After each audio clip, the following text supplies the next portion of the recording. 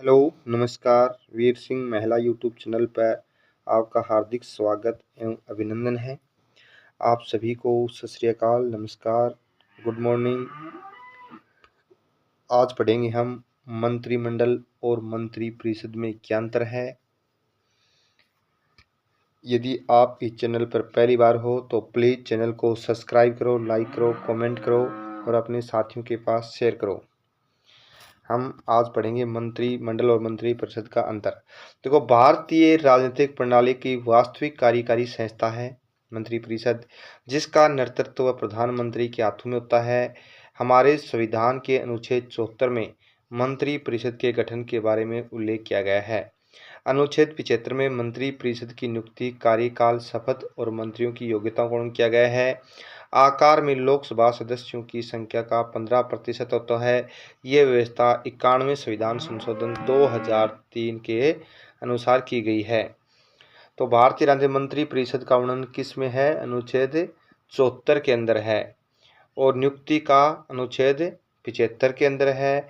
नियुक्ति और इसकी नियुक्ति कौन करता है? राष्ट्रपति करता है। कौन करता है? राष्ट्रपति। किसकी सलाह से? प्रधानमंत्री की सलाह से करता है।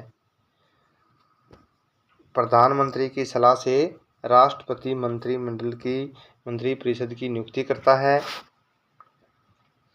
और राष्ट्रपति, देखो हमारे देश के अंदर व्यवस्था है कि राष्ट्रपति वो संवैधानिक प्रमुख होता है।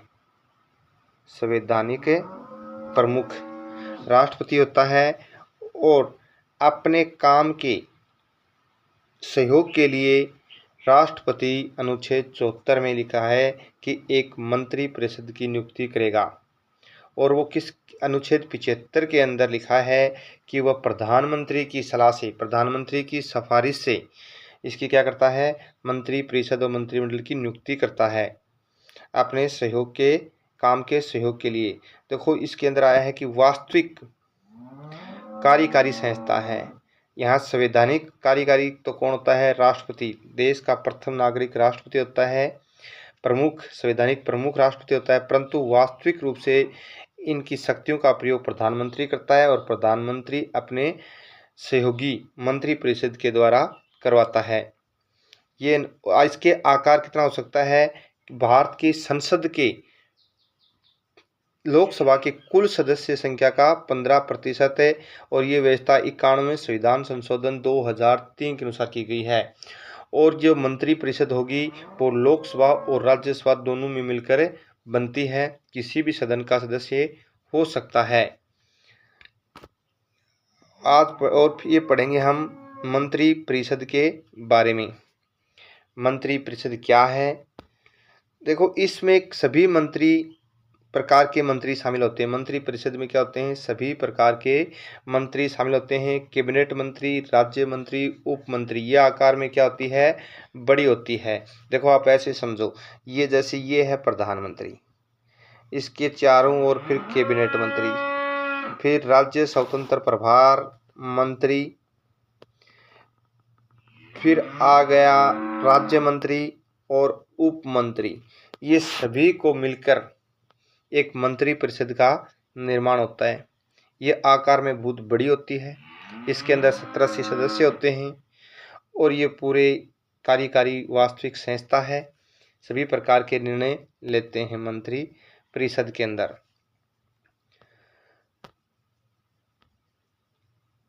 अब पढ़ेंगे हम मंत्रिमंडल के बारे में। देखो, ये आकार में क्या होती है? छोटी। इसमें केवल कैबिनेट मंत्री भाग लेते हैं। कैबिनेट और प्रधानमंत्री के बीच में क्या होती है? बैठक होती है। यह आकार में क्या होती है? छोटी। इसके अंदर एक प्रधानमंत्री और 15-10 सदस्य कैबिनेट मंत्री की संस्था में क्या लेते हैं? भाग लेते हैं। जो मुख्य विभाग होते हैं, जैसे गृह विभाग है, गृह विभाग, रेल विभाग, रक्षा विभाग, वित्त मंत्री विभाग, ये ऐसे कुछ मंत्रालय हैं।